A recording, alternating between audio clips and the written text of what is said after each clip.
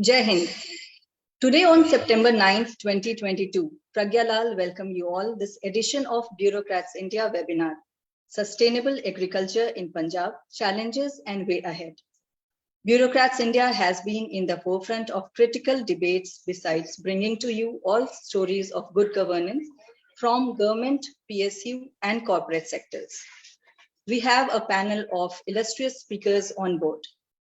I am pleased to welcome the very learned, admired, and accomplished Dr. J. G. Varshney, who during his illustrious career has served in various capacities, including as Director, Directorate of Wheat Research, Indian Council of Agriculture Research, Jabalpur.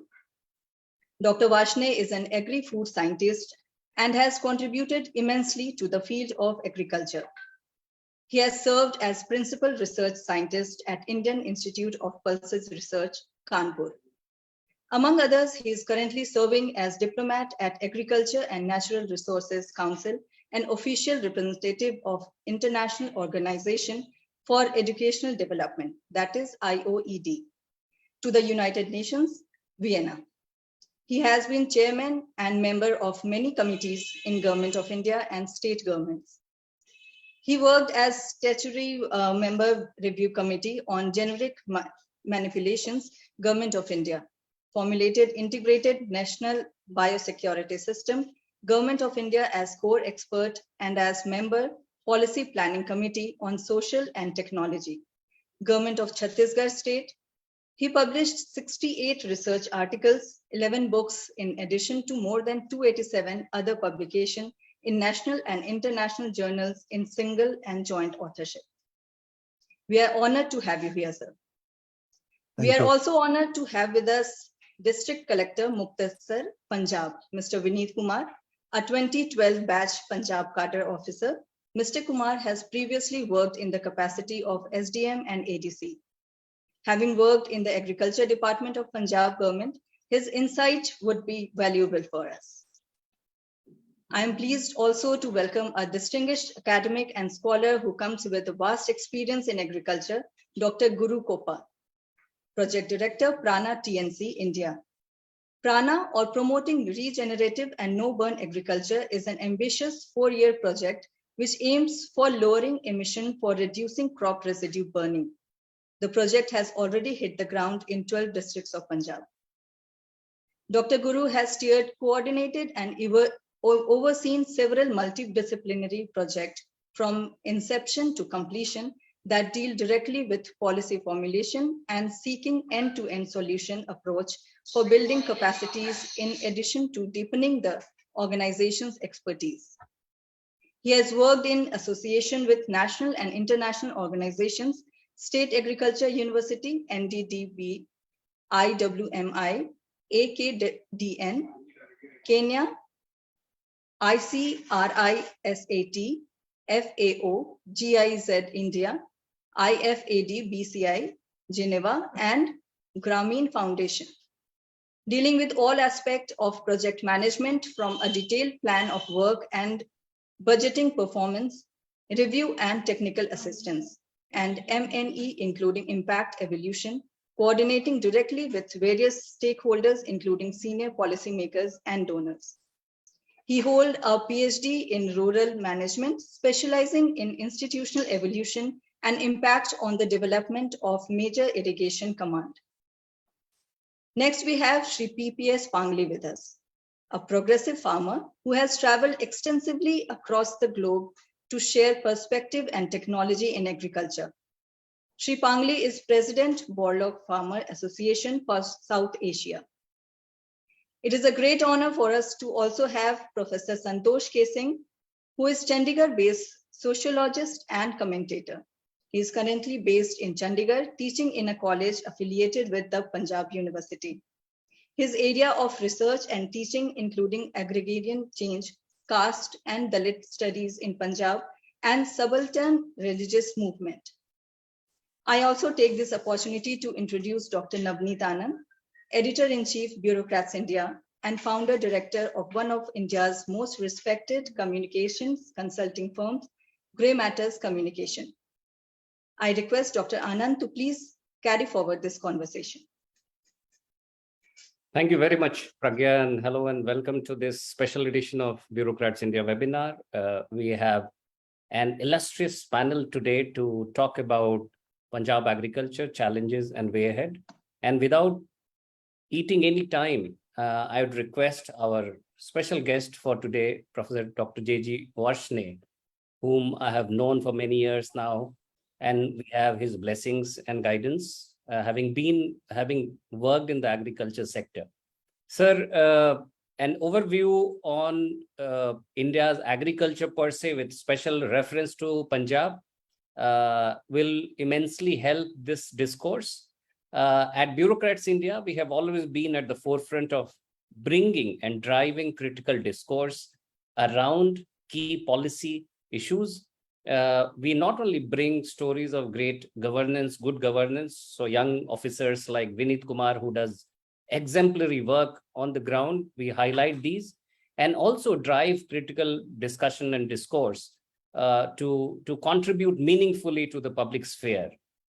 Incidentally, our last discussion was on disability and 75 years of India's independence. And I'm so glad to be starting this special series on agriculture, where we have the privilege and honor of the knowledge partnership of the Nature Conservancy. I now request Professor Dr. J.G. Varshney to please kickstart this discussion and deliver his speech. Thank you, Dr. Anand. You might be on mute, sir. You need to unmute yourself. From my side, it is unmute. We cannot hear you, sir. We can hear, sir. No, we are hearing. Audible, sir. Okay, all right. Yeah. Audible. Okay. So thank you, Dr. Anand. I am privileged to be here in the panel discussion. I am thankful to everyone who is here. Good morning to everybody. In fact, this webinar, it is very timely, and I am very happy to be here. This sustainable agriculture in Punjab challenge and way ahead is very important issue. And I will start this with, may I have this PowerPoint, please?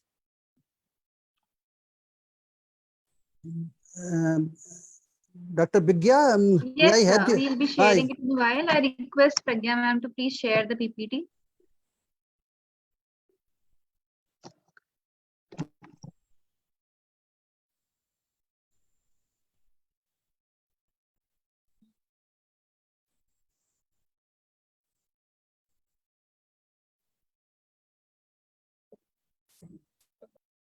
We can, so you can set the tone, sir. Some technical issue, you can kindly set the tone, and then, of course, by then the PPT would be up. Yeah. So I will start with this, my presentation, with the one verse from Veda. In Veda, Rig Veda, there is one shlok, Madhumati Rosdhi Daryap Apo Madhumanno Bhavat Antriksham Kshetrasya Pati Madhurmano Astat Rishanto Anvencharam. The English meaning is that the plants, the sky, the water, the space, the kshetra, field, they should be all pure, the way it has been given by nature. So the guidelines have already been given by our Vedas. And since the topic is on the sustainability and how it's measured in agriculture, it is important. What is sustainability? Successful management of resources for agriculture to satisfy changing human needs. I again repeat, successful management of resources for agriculture to satisfy changing human needs while maintaining or enhancing the quality of the environment and conserving natural resources. It's a measure of productivity per unit time, per unit of non-renewable or limiting resources, or per unit amount of the soil erosion, or per unit decline in soil organic matter, or pH, or per unit energy input from fossil fuel. So This is the measurement. Now we come to next slide. What are the challenges? There should be 4 Fs: food, fiber, fuel, and feed. 4 Fs should be available for the in the 2,500 kilocalories per day minimum human nutrition, and to meet out the growing demographic pressure. Means food, fiber, fuel, and feed with minimum human nutrition consumption 2,500 kilocalorie per day to meet the growing demographic pressure. Yeah. You make a change. You may proceed further from the. You can come on to third slide. Please come on the third slide.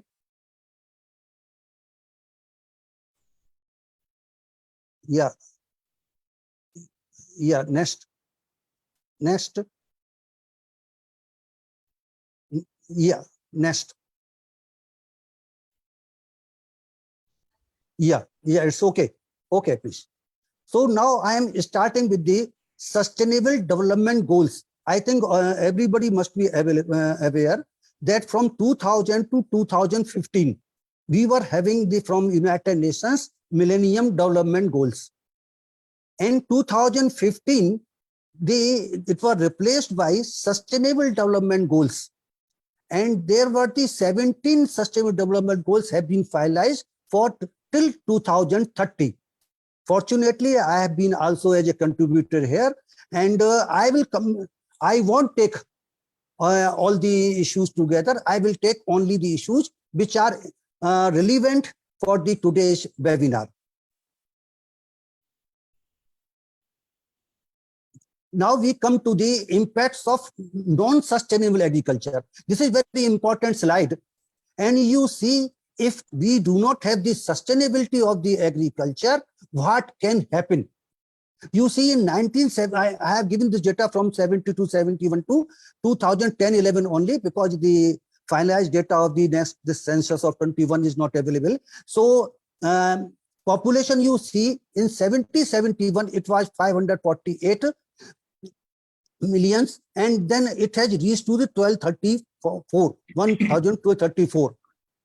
Then kindly change the slide. Kindly change the slide.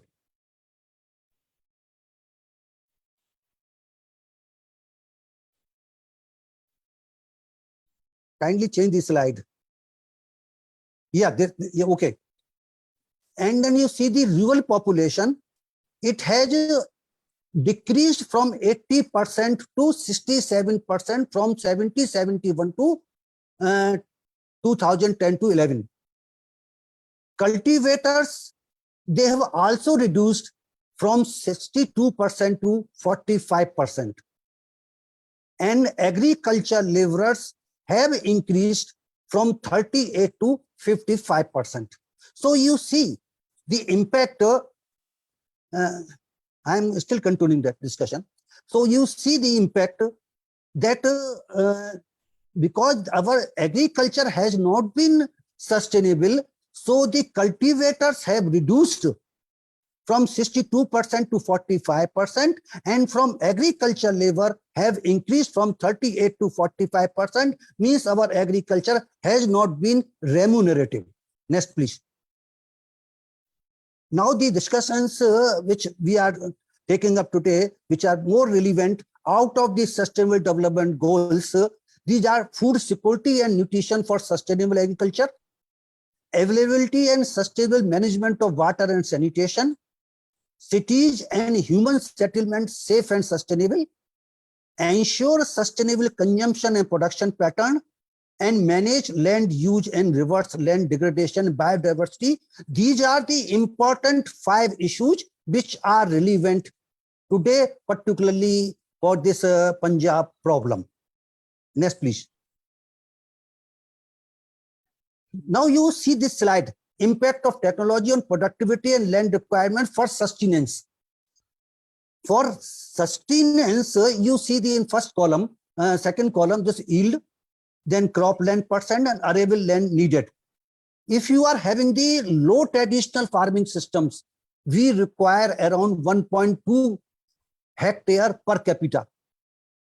If we are having the moderate traditional, we require around 0.6 hectare per capita. If we are having the improved traditional, 0.17, and high technology, we require 0.08 hectare per capita. So this is the data for the sustenance. Now the important is challenges in soil health. This is the one issue. Physical degradation caused by compaction, crusting. Please change, please. Physical degradation caused by compaction, crusting, excessive cultivation or puddling, waterlogging and soil erosion.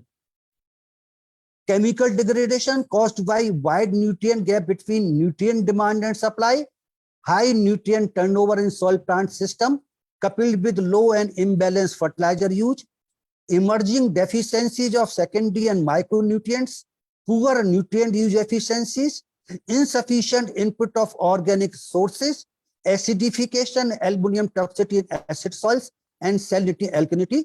Then next is biological degradation due to organic matter depletion and loss of soil fauna and flora because of stubble farming and soil pollution and industrial waste, excessive use of pesticides and heavy metal contamination. These are the challenges in the soil health.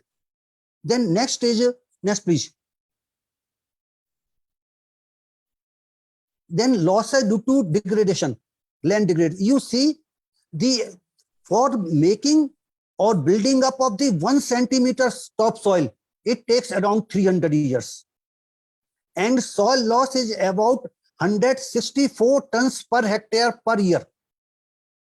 This is a general study, it has been carried out. Annual soil loss is 5.3 billion tons per year. And various kinds of land degradation, 120.4 million hectare. And likewise, you see the total losses due to land degradation. Next, please. Next important is water quality. Water is affected by transport of suspended inorganic and organic sediments due to soil erosion and dissolved agricultural chemicals, both native and applied, and the improper use and handling of chemicals, fertilizers, and pesticides severely impact the ecosystem. Next, please.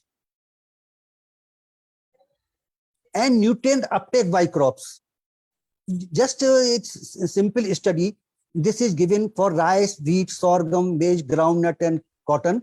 And nutrients which are removed normally, which I have given here, 31 to 167 kg for nitrogen, then phosphorus, then potash. And you see, normally the soil can cope up around 45 kg of the nutrients for one crop.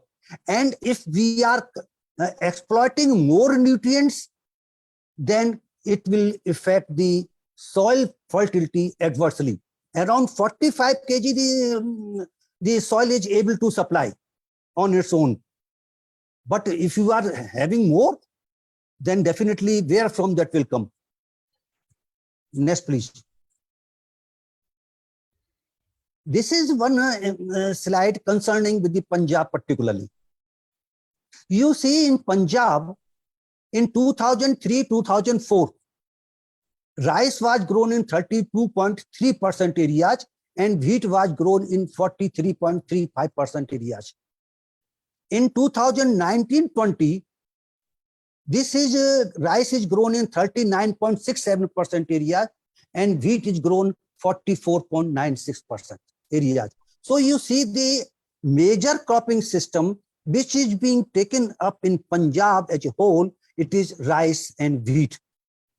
And next, please. Then why rice and wheat is most common crop sequence in Punjab? This is very important, and you see this data. The profits earned by Punjab farmers for selected crops, rupees per hectare, you see, this is the data available for 2016-17, 17-18, and 18-19.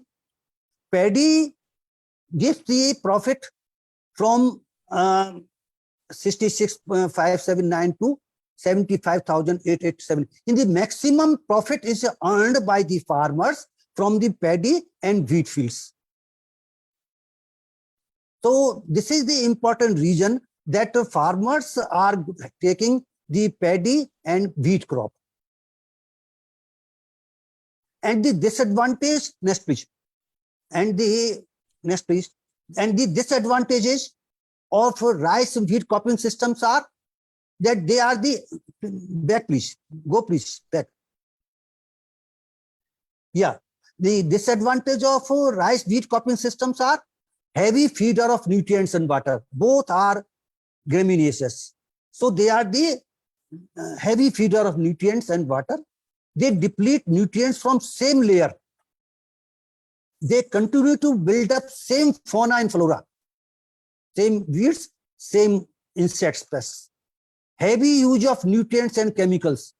Both crops take around 120 kg nitrogen, around 40 to 60 kg of P2O5 and around 60 kg of DK2.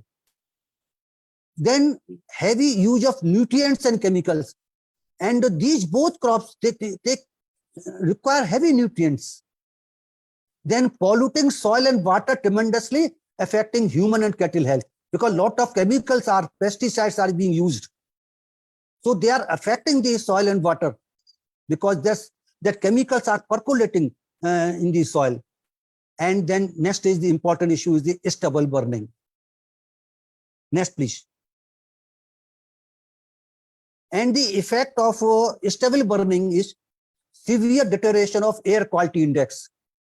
Carbon monoxide, ammonia, nitrous oxide, sulfur dioxide, particulate matter, they are very important. And they create the soil erosion because of loss of moisture, loss of microbes, beneficial bacteria particularly, and loss of nutrients. Next, please. Why stubble burning? The question comes, why farmers go for stubble burning? Because it is a cheap, quick, and efficient way to get rid of crop debris. Mechanical harvesting or combined harvesting leaves around 1 to 2 feet tall stubbles, which takes 1 to 1.5 months to partially decompose on its own, and unavailability of sufficient time for next crop. So that is the reason why the farmers go for stubble burning. Then what should be our strategy? The strategy should be to develop a science-based agriculture through balancing the inherent soil resources and crop requirements with innovative soil and crop management techniques and judicious input of off-farm and purchase inputs. So this should be our strategy. Science-based agriculture through balancing the inherent soil resources and crop requirements with innovative soil and crop management techniques and judicious use of farm or purchase inputs. Then components of sustainable farming: controlling erosion, conserving water, alleviating compaction, enhancing, next please, enhancing soil fertility and maintaining soil health. That includes animal rearing, legume-based rotations, crop diversification, biofertilizers, organic manures, soil amendments, chemical fertilizers only as supplement, and the crop residue management. And the pest management can be managed by the crop rotations, crop diversification, residue management, and pesticide use. Then this is the model, a simple model I have given. This is not 100%, but in principle it is to be considered. In these structurally active soils, there should be, you see, the grain crop and cover crop rotation with minimum tillage, with residue mulch, with chemical amendments like gypsum or the pyrite or the lime, and there should be one provision for the keeping fallow, with some agroforestry systems, with some cattle at low stocking rates, and with strip cropping and growing alternate strips of woody shrubs, cover crops with grain crops. So this is just a model has been given just in principle, and it is to be amended as per local needs. Then what are the research and development priorities? Need to develop and adopt sustainable farming system technologies at micro level. What, in fact, my experience in the life is, then different government departments or different bodies, they just go to the farmer and they advocate what they have been doing or what they have been asking to do. They are not considering what is required at micro level in a particular village or a particular area. So this is very important. The sustainable farming system technology have to develop. For example, in one village, suppose maximum of the rice crop is taken. Suppose it is not advantageous. It is creating diseases and pests. Then we can suggest alternative like vegetables. Then second is the components for sustainable farming system in different ecological regions need to be validated for economic performance, viability, and social acceptability. Next, data on land degradation and environmental concern in the use of modern technology, such as accelerated erosion, pollution by agrochemicals, loss of biological diversity, microbes, activity, etc. should be available on such issues and their effect. We should have the data. And the sustainable farming systems integrating perennial crops with livestock and annual food crop is an important researchable issue.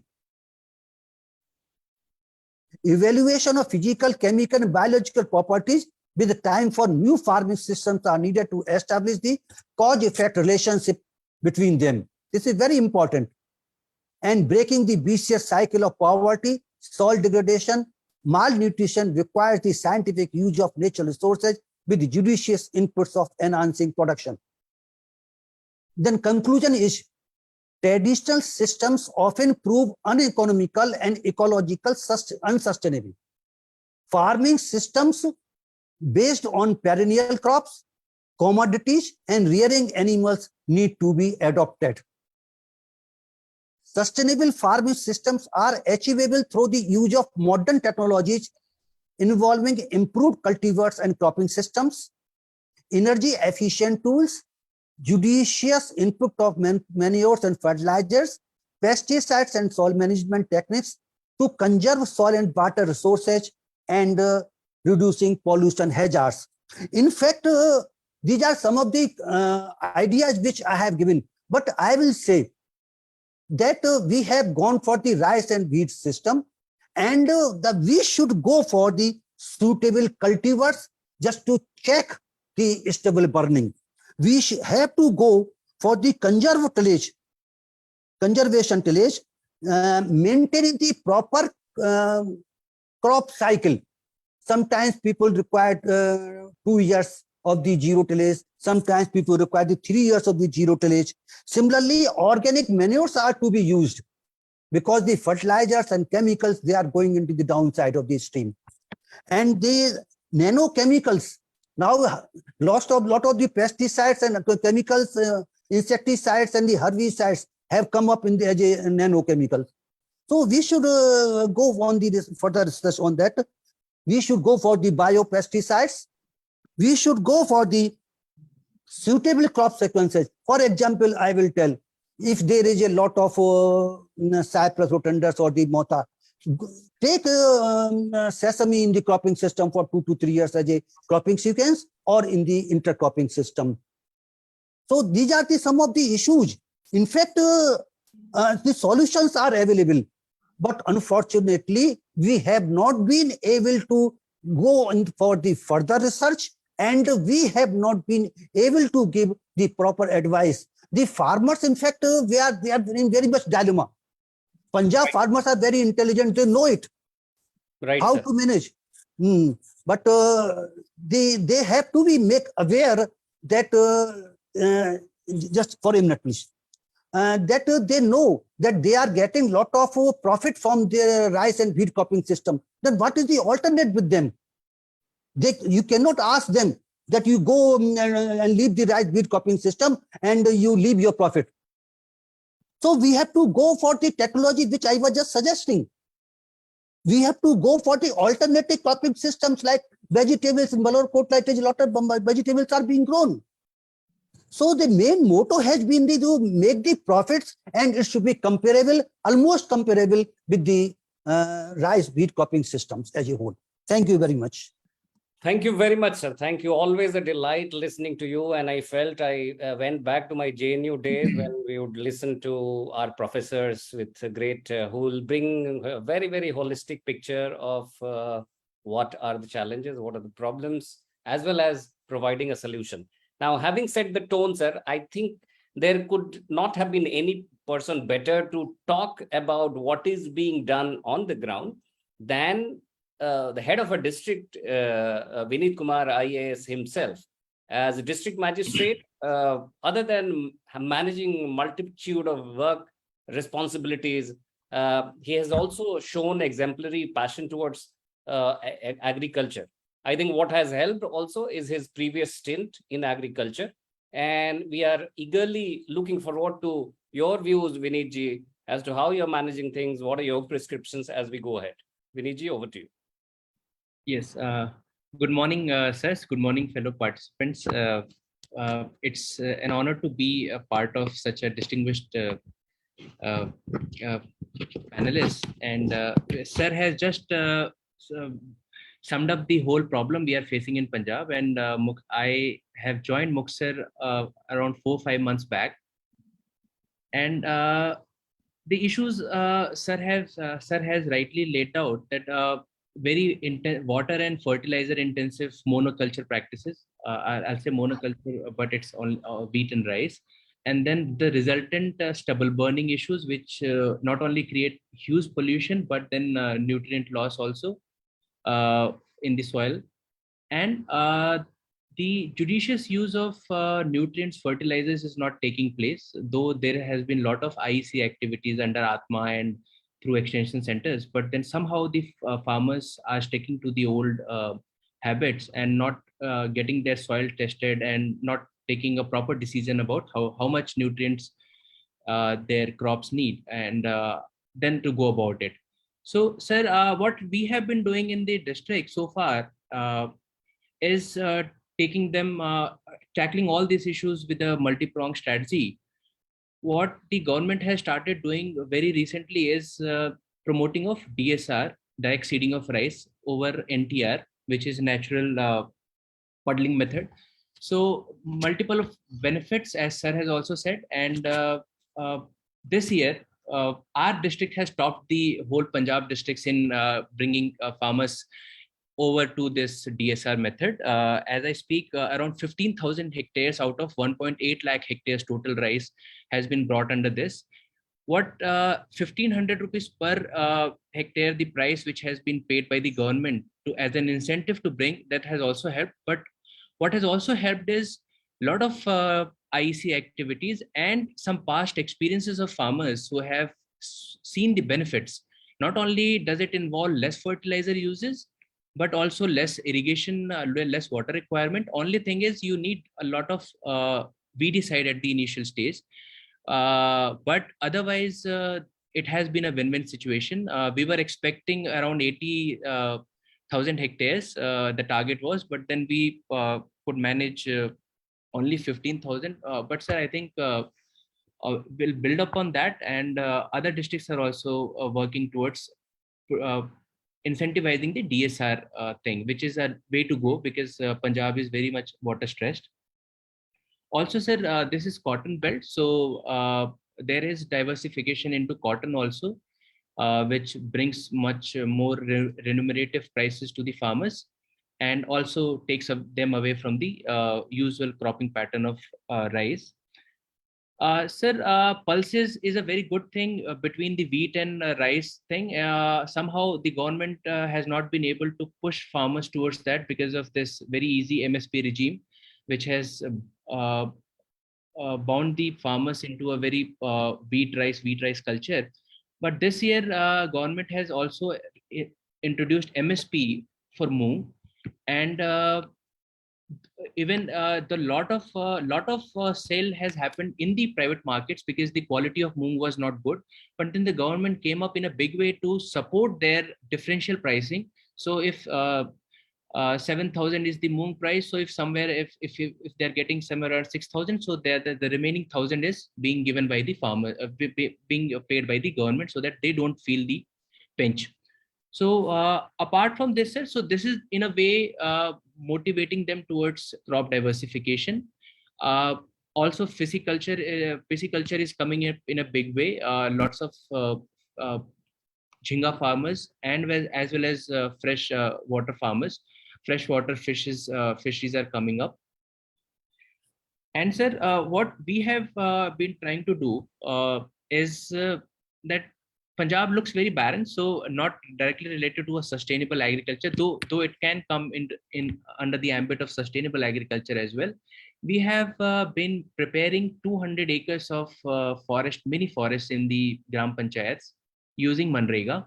So the idea is 1 acre, 2 acres, 3 acres land, ecosystem, a mini forest with multiple species, so that it's a proper sustainable kind of forest, not kind of one tree only, which was the norm earlier. So with this, we hope that it will bring up the I think quality of the soil and quality of the ecosystem, earthly ecosystem around it. Sir, as far as stubble burning is the problem, Punjab is grappling with it for quite some time now. But the central government as well as state governments have come up with a lot of targeted support for this.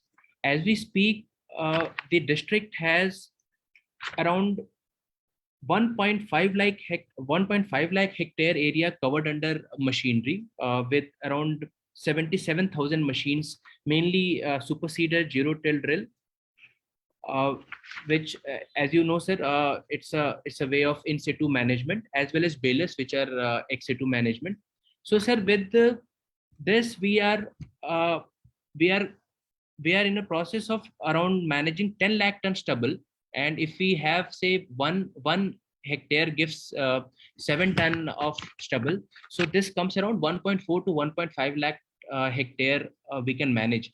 Now, if Muktasar is speaking about 1.8 lakh ton under rice, and if we can manage 1.4 lakh with the machinery we have been provided under CRM scheme and SMAM scheme of the government, so the only problem is to have the proper and effective utilization. For this, there are apps, there are multiple teams who go on for IEC activities, and an Uber kind of app where people can log on to the machine, the platform, and book an app. The supplier is there on the app, and the rates have been fixed. So the idea is to go forward with the maximum utilization and ensure that stubble burning is brought to a minimum, apart from the other regulatory compliances like penalties and fines. Apart from that, sir, soil testing labs, judicious use of nutrients, vermicomposting, cattle sheds, all of these under different schemes of the government, under Manrega, under Agriculture Department. We are trying to promote a sustainable living apart from sustainable agriculture. Because in my understanding, sustainable agriculture is a form of agriculture which should take care of the future generation also, while making sure that the present generation is sustained.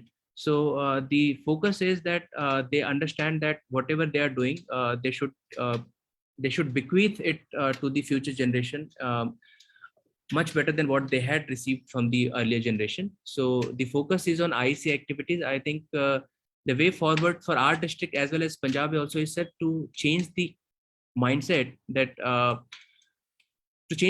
as well as provide them as much hand-holding support as the government can. Thank you. Thank you very much, Vineet ji. Professor Varshney and Dr. Guru can, I'm sure, endorse that we have a very bright agriculture leader in the making.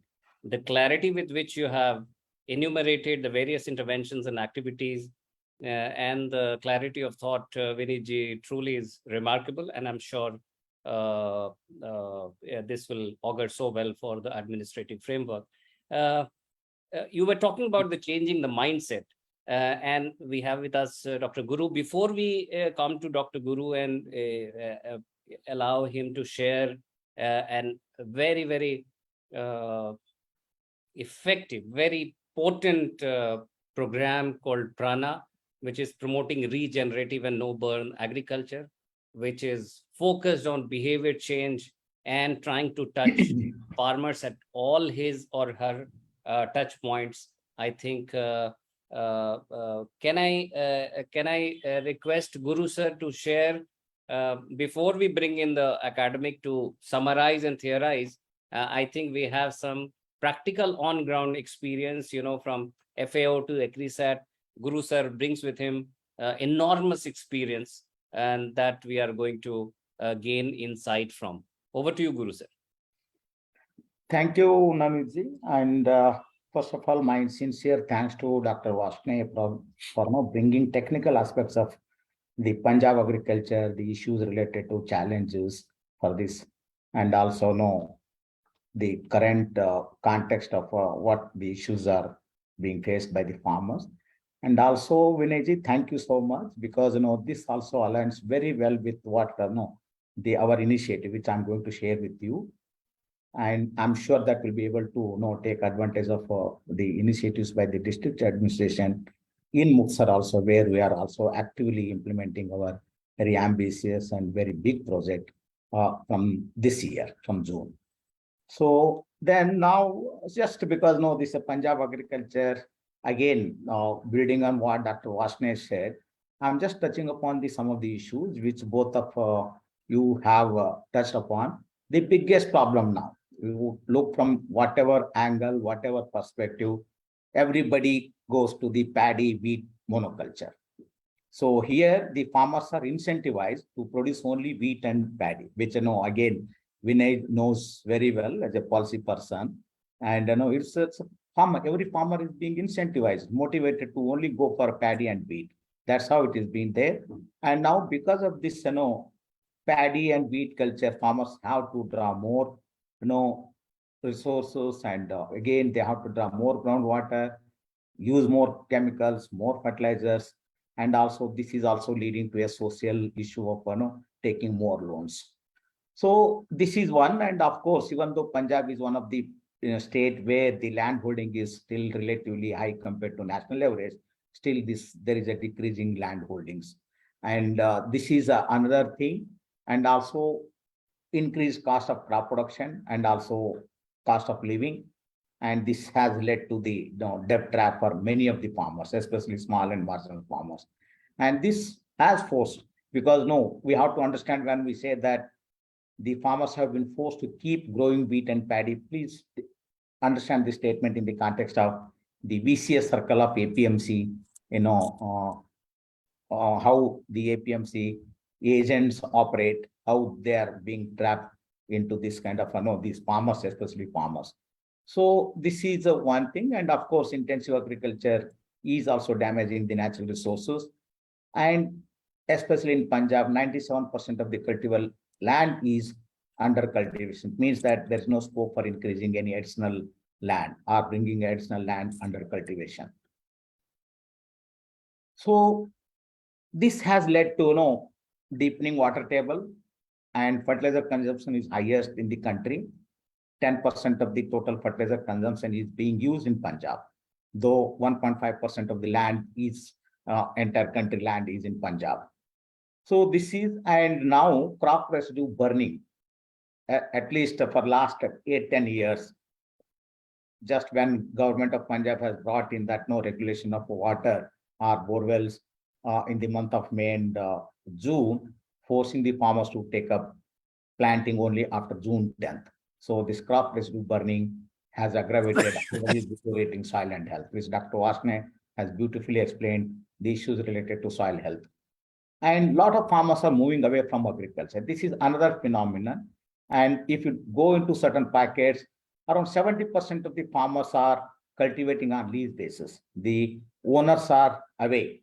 Either they are not interested, either they are not based out of Punjab, or even many times they are selling their property, so that basically they are moving away from agriculture. This has also affected the motivation and incentives when we talk to farmers, no, my land is on lease. Why should I take measures to improve the soil health? For me, my interest is just for 1 or 2 years, and just I would like to maximize my own profits in terms of my increased production by whatever means. So this also has created a huge impact.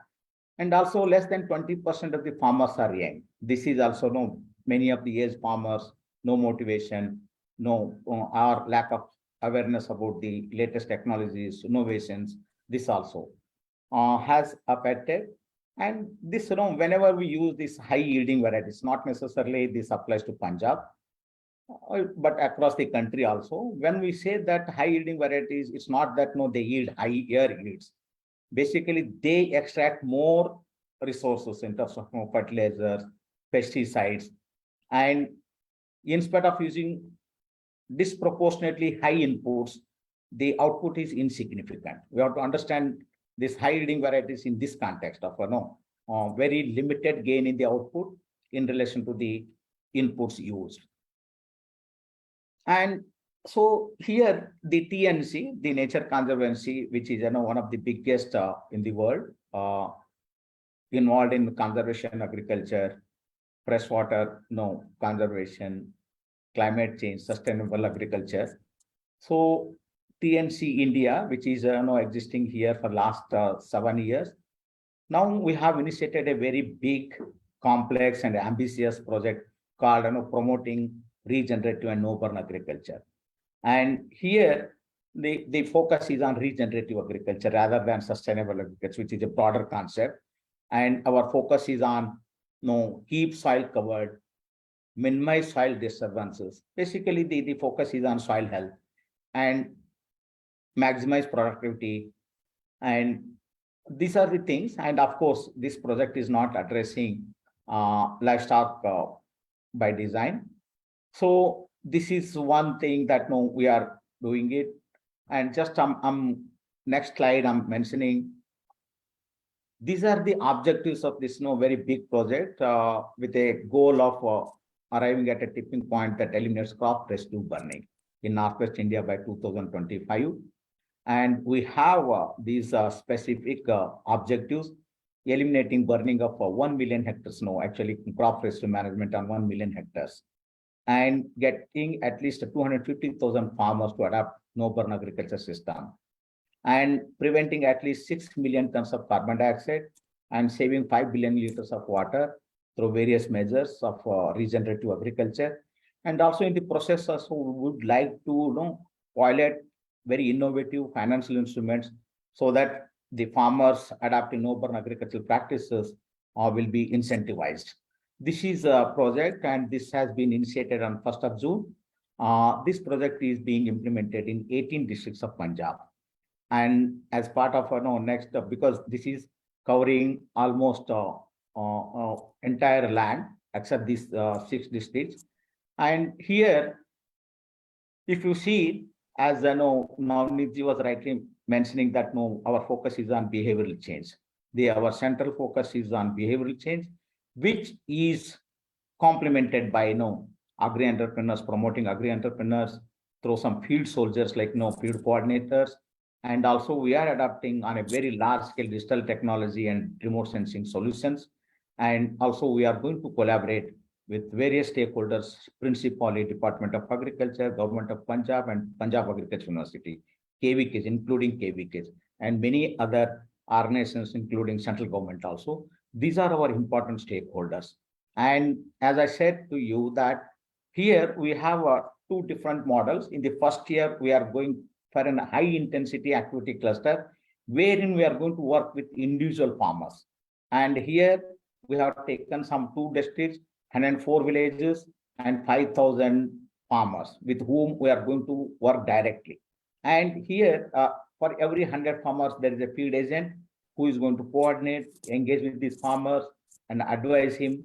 And we are expecting around 70% of adoption of these farmers.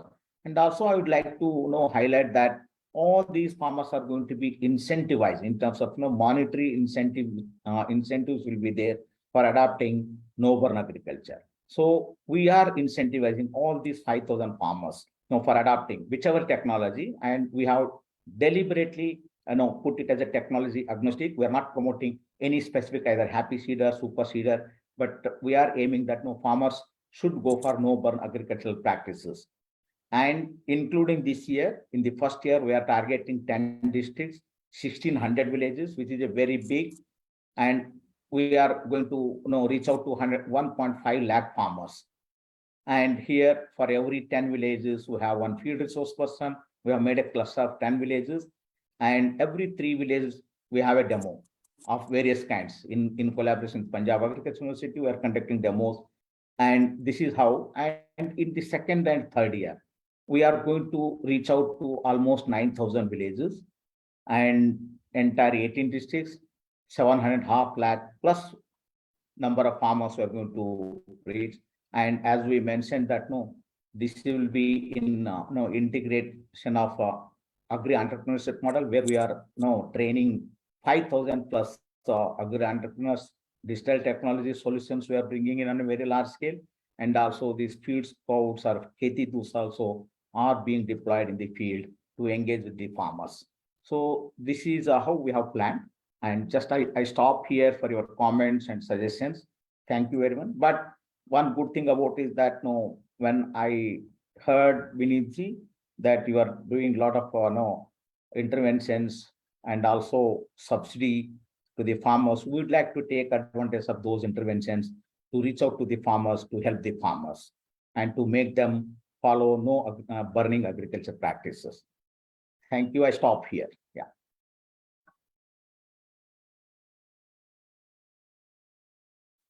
Thank you very much, sir. And truly remarkable. This program is certainly ambitious and has very clearly defined goals. And I'm sure with the pace with which it is being rolled out on the ground, I'm sure we shall see the impact coming out very soon.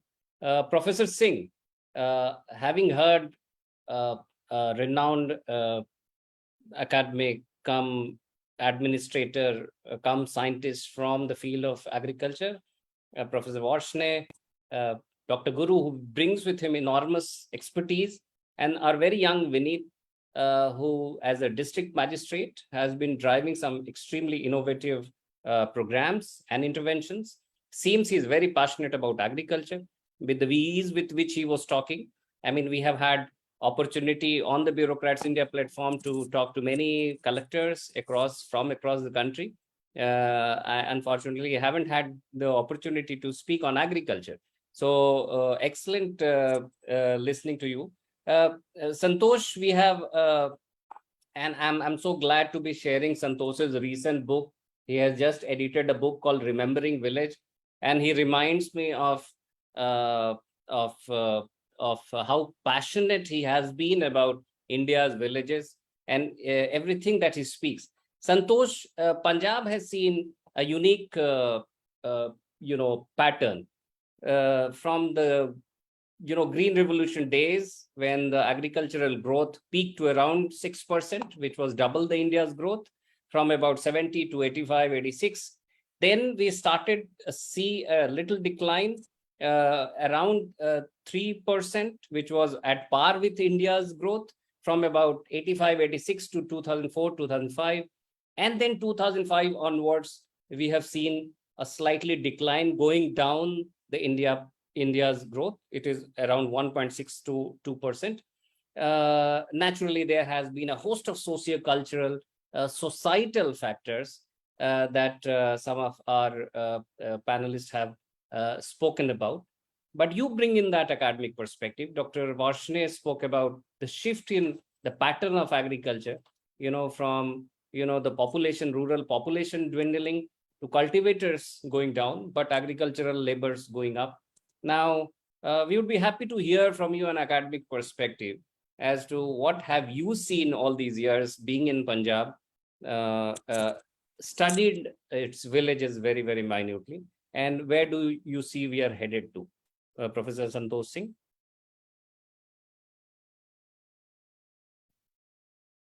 You're on mute, Santosh. Thank you very much, everyone. Professor Varshney, Dr. Guru, Vineet, and of course, my very dear Professor Dr. Navneet Anand. We call him Professor anyway.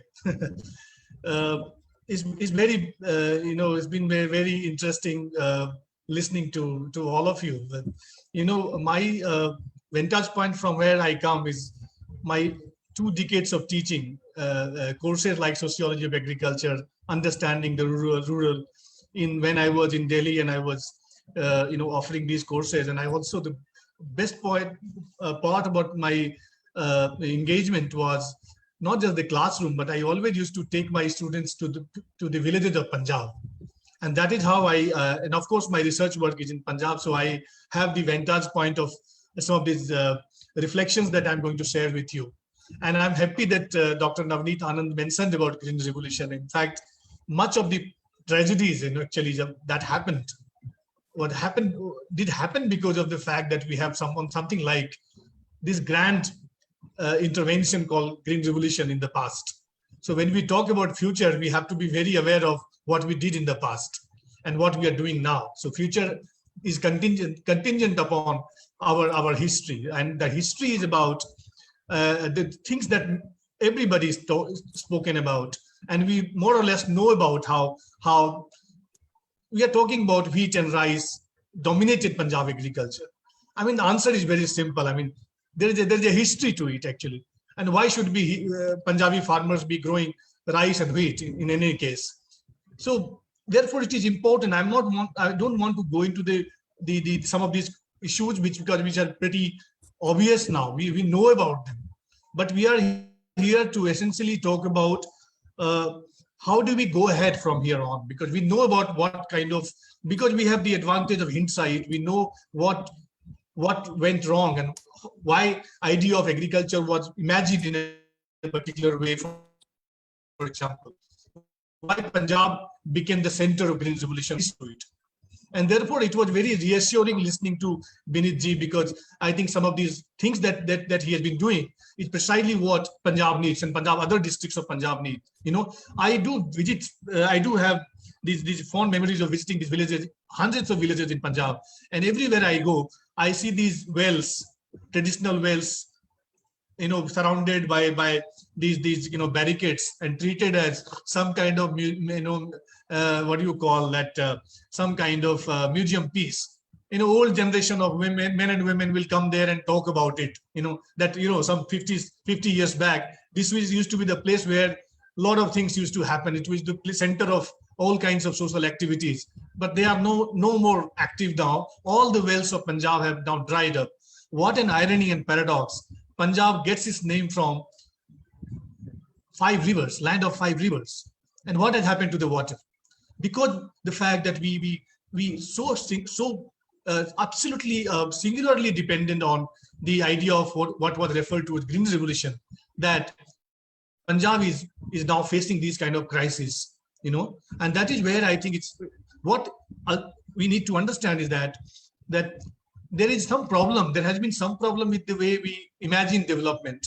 Development was coterminous with the fact that it has to be rural to urban. Rural to urban. So our entire focus was in urban.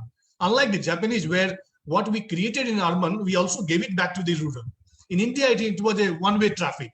Rural, for a long time, in the early decades, was seen as it will take care of itself. When things will happen, things will take care. We need to actually focus on urban. No problem with the urban, but there had to be some kind of correlationship, and there had to be some kind of co-sharing between the resources. That did not happen, and that is precisely why we see now Punjab's agriculture, or agriculture in general in India, needs our attention. Needs economic incentivizing. We have been talking about the stubble burning. Farmers are doing this precisely because of the economic reasons. Simple as that. There is absolutely no other reason, but that fact that it makes immediate economic reason for them, for the farmers. Give them these infrastructure, and they will stop it. It's not that they are committed to burn their soil. They know this much. In Punjab, farmers, they know it. But unfortunately, there has been such a bombardment of these fertilizers and all these water and all this. Of course, because these NKP fertilizer, this package of Green Revolution was essentially about needed that kind of resources, as you know that. So high intensive water, and it needed all of these resources together. I mean, for example, that sort of what worked in Mexico, for example, Green Revolution, what worked in Mexico would not necessarily work in Punjab. That we never thought of that day, those days, for example. And one can understand that those were the different times. We had history of famines and droughts and all of these, and the country wanted to be what you call food surplus, food sovereign, isn't it? I think this was driving our developmental paradigm. It's true. But now, after some 30 years, we know what is happening. We know what went wrong with our strategies. So agriculture has to be reimagined. People have to be brought back to the agriculture, and our focus has to move not from rural, as it's been happening so far, rural to urban. I think it has to be a very symbiotic relationship between rural and urban together, and only then it will be possible to get the young farmers in Punjab back to because it is a cost of production, cost of doing agriculture is increasing every year in every sense. The equipment, the fuel, and the fertilizer, the seeds, all of these require money. And how do you do that? I mean, there are enough data which says that large number of farmers are now switching off and they are leaving farming. And it's bad news for India. It's bad news for Punjab. And therefore, it is important that, for example, that we need to have two things to say, that we need to climatically map our agricultural zones. What should be working in Bengal should not necessarily work in Punjab, because these are the rain-fed areas. These are the rain surplus areas therefore we need to take the rice there, rather than getting it here based on water, and depleting the water table. So my suggestion is that we need to do that also at a very abstract, at a higher level, some kind of mapping of the agricultural zones. Horticulture, etc., will be very fine in Uttarakhand, higher hills, and I'm aware of. My PhD was in Uttarakhand and Punjab. So therefore, and I worked with the agribusiness farmers.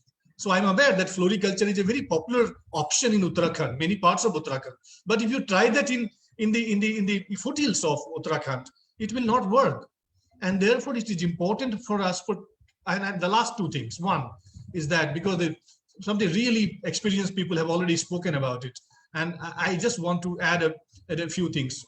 And the last bit, the one is that we need to do this agroclimatic mapping of our agricultural land areas in India, and what works where, and what is that economic environment which is suitable for them, for that seed, etc.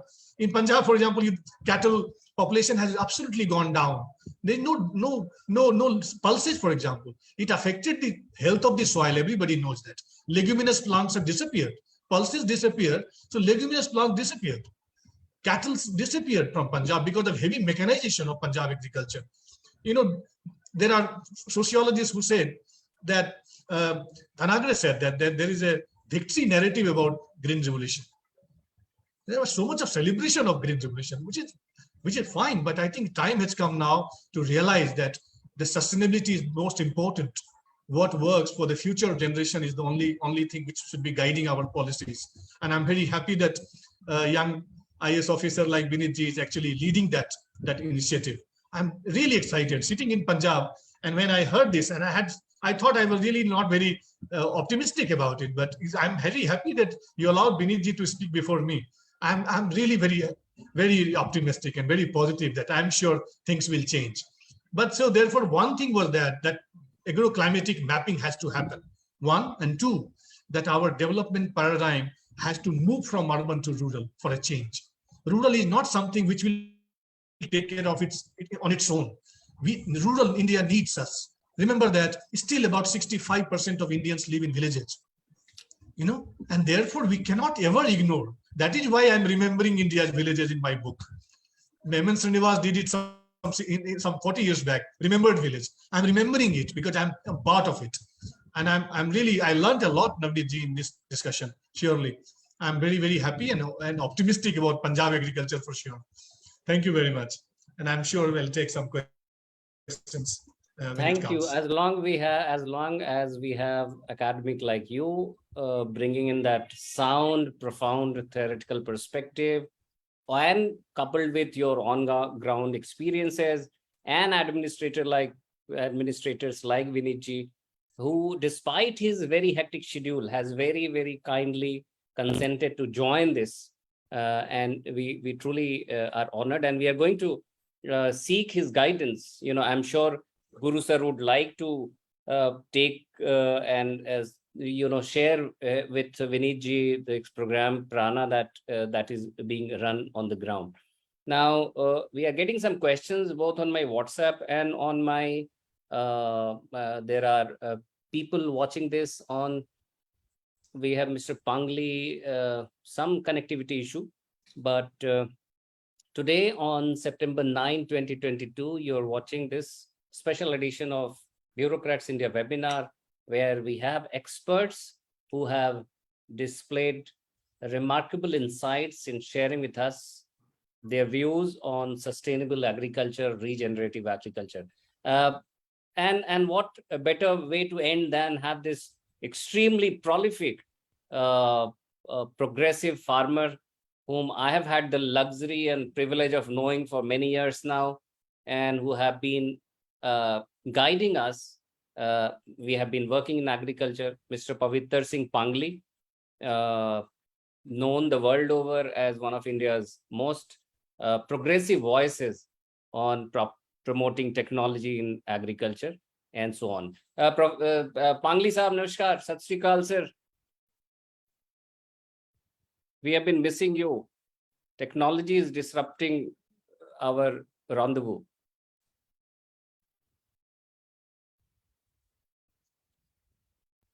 Pangli साहब आवाज आ रही है?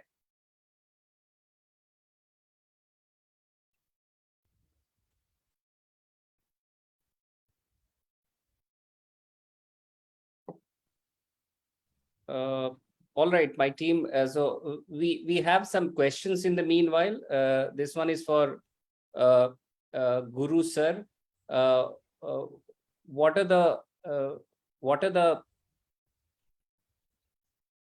is the outreach program for farmers under PRANA? How it is being done? There is somebody who's asking this, sir. Before we get Mr. Pangli. Thank you, Navneet. And in fact, as I shared with you, this PRANA is aiming to cover 18 districts, almost 900,000 farmers, covering 900,000 farmers and covering around 900,000 villages. So as part of this, now in this year, we are just covering 10 districts. In each district, we are covering 160 villages. So total 150,000 farmers. And we are engaging with these farmers through village camps, awareness campaigns. Even though we are also reaching out to schools in the villages, and we are also following the street plays and training of these farmers. This is one aspect which is basically to bring in behavioral change among the farmers. And just we are going to reach out to all these 1,600 villages in this first year. And also there is a pilot project of covering 104 villages, where we are also reaching out to all these villages, number one. The second aspect is that another way of doing it, we are also focusing on agri-entrepreneurship model, where one of our partner and even both the partners are implementing, where they have identified the people who are having machines. They are the agri-entrepreneurs. And already they are also reaching out to the farmers through renting out their machines in the past. Now we are also training them. We are also giving them access to these farmers. And our role is to connect to these people. On one side, agri-entrepreneurs who are having machines, and also on another side, the farmers, where we have done a very big exercise, where we have identified and mapped the agricultural machinery is available in all these 1,704 villages. We have identified almost around 500 villages are now having 0 to 5 machines. So where we'll be focusing on those, say for example, in the villages where there are no machines, 0 machines, or 1 or 2 machines, which are not enough to cover their area, where we are focusing trying to bring in these AEs or agri entrepreneurs and also service providers to connect to these farmers and provide these machines. So in a way that one means behavioral change, focusing on extension activity, engagement with the farmers, and other side also making accessible to the machine for all of these farmers. So ideally, we are expecting all these farmers to adopt noble agricultural practices. So this is just, I stop here. If there is anything that you would like to know, please let me know.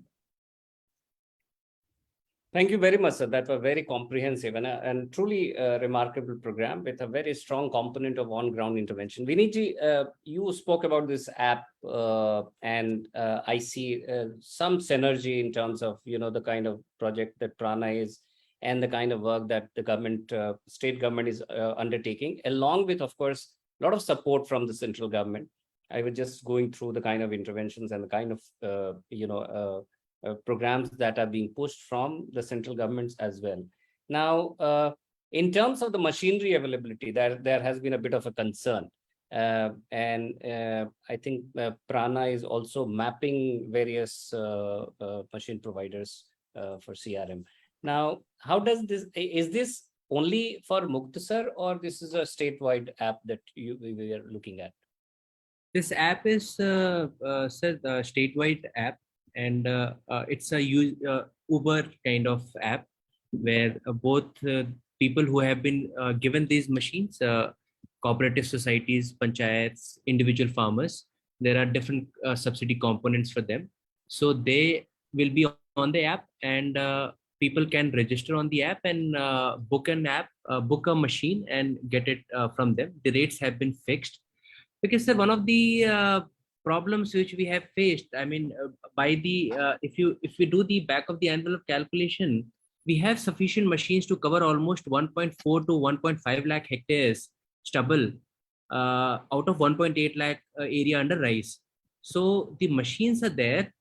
IC is also taking place. People are more or less aware that if they use it, their soil health is better. The penalty, they can save themselves from the penal clauses under IPC and so on. And this also helps their lungs and other health aspects.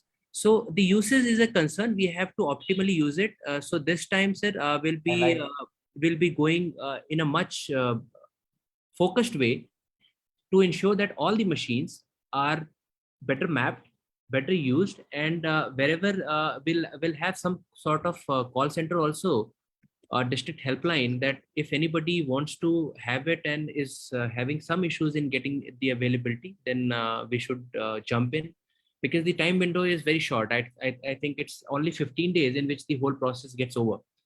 So those 15 days, it has to be a very intensive exercise, and all kind of synergy has to be there on the ground, so that all the machines which the government has spent on, they are utilized. So app is the statewide app, and though the usage hasn't picked up in the last 1 or 2 years, but this year I think we'll be going all out on this. And apart from this, there are many teams right from the village level itself who are under the mandate that they have to go and report a stubble burning case for penal provisions. So even they go on and visit and educate farmers that you should not do it, and better use the machinery.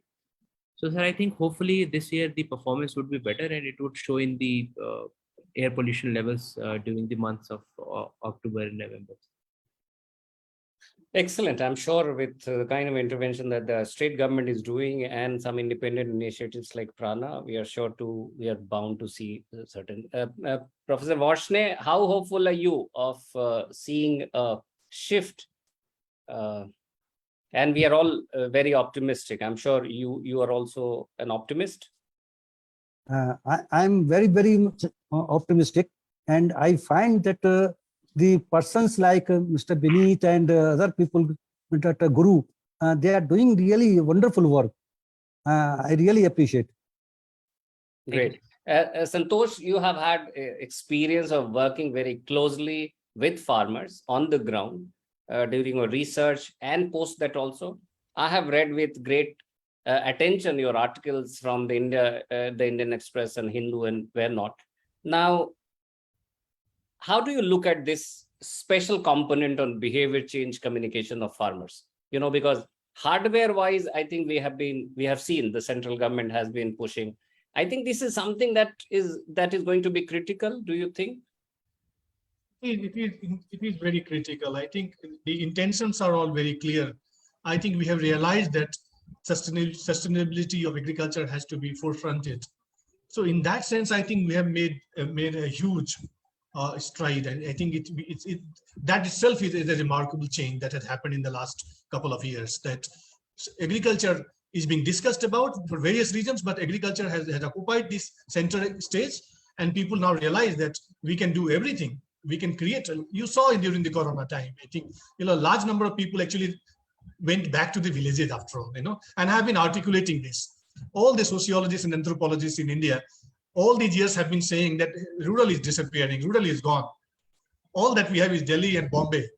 Mind you, during COVID times, everybody actually started moving toward these villages ultimately, So when it came to such a crunch, where did we go? If everything was so horrible about rural, and everything was so really full of despondency and hopelessness that the anthropologists talked about, all these years, and I can talk about all of them.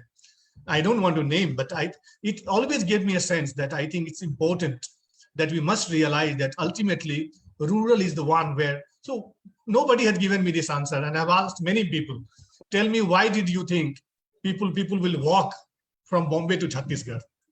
What were the courage? What were the pulls? We talked about push and pull factor in sociology. What were the pulls? Why did we go to the rural? Does rural have something? Or we actually painted rural as hopeless and therefore left it to fend for itself. That is why I am really optimistic when I heard Vineet talking about it, because I think it has to be led from there. You can't just keep saying that farmers are not educated and not, that part is there. Social media has done that. People have enough information now. Farmers know what is the cost in the mandi. That has happened. The point is at the ground level, frankly speaking. How do we save our ecosystem of agrarian ecosystem, frankly speaking? And that is very critical. We will have to take hard decisions. It is true. Inertia is there. Wheat rice that we saw. Almost about 70% of our 80% of the agriculture in Punjab is about this. Therefore, I think Green Revolution, I have no problem with technology. Mind you, a lot of people may misunderstand it. We need technological intervention in agriculture. We need technical intervention everywhere. But there has to be a balance. Why didn't we replicate Green Revolution in other areas or say, for example, eastern part of, say, Bihar, for example? Why do we hear about Haryana and Punjab only in terms of Green Revolution? And we didn't hear about these water-rich areas. These are the rice areas, actually, in our traditional, agrarian understanding. That these were the rich fish, rice areas. So why rice should be grown in Punjab? Tell me. This question is for myself. So therefore, all of these were part of a larger historical wrongs that we committed. And wrongs, I say, with no bitterness. I'm saying, at that point of time, probably the situation was like that. These magic seeds, Borlaug seeds came, and we thought that, oh, this is what we needed. Now India has to be food surplus. We are food sovereign nation, etc., etc. So that point is well taken. But the point is that now is the time that, and also but a lot of people in Punjab, Navneet ji talks about, Johal committee report had come some 10, 15 years back, talk about diversification of crops, etc. There have been problems with, for example, cotton also, for example. Many a times farmers were left vulnerable and because they grew cotton. But see, whenever you give this kind of ideas to the farmers, you also, all of us will have to be there with the farmers, stand there. Okay, you try it, we are there with you. In case there is a crisis, we are there to help you. And that is where when I was hearing, and I'm repeating it, I know that someday I will get to go to Muktasar and meet Vineet, that this part is very central. I think each one of us, as a teacher, as a professional, as a scientist, as a bureaucrat, we will have to be there with the farmers, that we are coming back to you. Don't go anywhere. Rural is there. Rural is getting reconstituted, of course. But rural has not gone anywhere. Remember that. Ultimately, when crisis happens, urban behaves very miserably. We saw it. It is the rural India which took care of the large number of migrants, which went all the way from metropolitan towns to Bihar villages. And villages took care of it. And there's some interesting stories. I'm myself doing some research on what happened to the migrants. So overall, what I'm trying to say, Navneet, responding to your question, is that optimism will depend on how do we all, urbanites, stand with. You don't have to go to the villages to do plowing. No, none of us. But we have to create that momentum about pro-farmer, pro-rural understanding. But India is a country of villages, have always been. And we are very happy. We should be proud of it. We need to do what now? Like we plan our Chandigarh, like we plan our Gandhinagar, like we plan our Delhi. Let's plan our villages also. No, we'll not. We'll only give a forecast. That villages are disappearing. One day, all of the old modern theory. Everything will become modern and urban. That will not happen. Rural has to be there, because that's where we get our sustenance from. Our food comes from the villages, and that is why we will have to take it seriously, and we have to all work from where we are. That's what. Right. Thank you so much, Santosh. Always very delight hearing your profound thoughts. I can see that Vineet has to attend to his files. We are in the process of wrapping up, Vineet and Santosh. To answer your question, I found it in your book only. To borrow Andre Bete, how he said that India's villages represent our civilizational values, the ethos that is truly India. And what a great example of how during COVID we saw that what is called reverse migration, and you are already reimagining villages, and we are all with you in that for sure. Vineet, there are a few questions. I thought this you could bring in that generalist perspective. There is a question as to what is in situ management and how does it help the soil? This super seeder, which is an improvement on happy seeder now. So super seeder machine and zero till drill machine to a certain extent, but super seeder is definitely better than that. So what they do is, after the combiner has cut the crops, so they not only the super seeder in particular, it mixes it in the soil and then also puts the seed in. So not only is the stubble which will be burnt later on, it also gets mixed with the soil, and the seed is also planted. So say 1 or 1.5 months period for which it needs for decomposing. So the organic matter of the crop, it gets subsumed within the soil and helps the soil profile also. Ex situ would be you cut it out, then using baler and rakers, you make small rakes, transport it and get it to a say any thermal plant which uses it as a fuel. So the focus should more be on in situ management, and super seeder, though it's costlier and uses more horsepower, but zero till drill is also a very good substitute for it.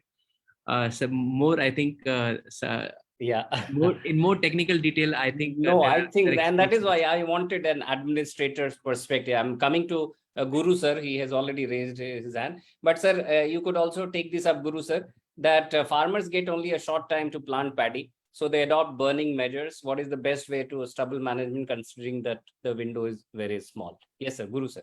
Yeah, thank you, Navneet. Just also to add to what even Vineet told, there is a difference between in situ management and ex situ management. Just a technical definition: in situ is you manage your straw within your field where it is there. Don't take that straw outside the field. You incorporate it and you build the soil, organic matter or organic carbon. The ex situ refers to you remove that straw management, you manage that straw for whatever purpose. Say, for example, bale and taking it to another factory for biofuel or energy, CNG, whatever it is. That's the ex situ, outside your field. So coming to the short window, and also we have to understand why there is a short window. First of all, because we are going for very long duration variety, PUSA 44. And PUSA 44, it's a 160, 170 days, and also it is a very high straw releasing, or even 7 tons, 6 to 7 tons per hectare. So ideal way would be, why can't you go for a short duration varieties? For example, Punjab Agricultural University has come up with new short duration varieties. That also will save you and will give you a wider window. Say now, if you have some 20 days, so if you go for that, you may have some 40 days, 45 days window, where you will have enough time to go in for cultivation and management of this straw. This is one. And also take advantage of these sowing implements like Happy Seeder, Super Seeder, and even a rotavator is one of the best crop residue management machine at reduced cost, and also combined harvester with Super SMS. Though Punjab government has made it mandatory, and where there is only 5% adoption by the farmers for many of the reasons. One of the important reason is economic reasons. They say that no, these combined harvester owners, they say it's costing them some 500 rupees extra, and which farmers are not ready to pay that one. So combined harvester with Super MS can be one of the best solution, so that it cuts straw and spreads everything on the field. Then you will have nothing to burn. So this is one, and use that one. Find short duration variety, which TNC also is making a lot of efforts to demonstrate these short duration varieties, so that farmers can understand the economics of these short duration varieties versus long duration variety, which is ruling one is PUSA 44. So I stop here. Hopefully I have answered this question. Thank you very much, sir. Now, thank you all very much. I request we have more questions. Those I see that have been largely covered in the discussions that preceded. It's been 1.5 hours. I request my colleague Vigya Dwivedi to propose a vote of thanks. Thank you so much, sir. We had a pleasure having you all as our esteemed panelists today for today's session of Bureaucrats India Webinar Series. We all have gained a lot today from today's insightful and informative discussions around agriculture in Punjab. Thank you so very much. On behalf of Bureaucrats India, I would also like to thank our audience for joining us today, both on Zoom and Facebook. A special thanks to our Bureaucrats India team, working both in front and back end, for all the wonderful efforts in making this webinar a success. Bureaucrats India will keep sharing with you all stories of good governance and positivity. Thank you all. Have a very good day ahead. Thank you. Thank you, Vigya. Thank you, my dear friends from across the country who are watching this. This shall also be available on our YouTube channel. You please also follow us on Bureaucrats IND, which is a verified Twitter handle, and also DCs of India, again, which is a verified Twitter handle. As the same Facebook also goes by the same name for all these handles. And we are once again grateful to Professor Varshney, Dr. Guru Koppa, Sri Vineet Kumar, Professor Santosh Singh, and of course, Mr. Pangli, who for some reasons couldn't connect. Thank you all very much. We shall see you again sometime soon. Jai Hind. Thank you, Navneet. Thank you. Thank you very much. Thank you so much. Thank you, sir. Thank you. Thank you. Thank you, sir.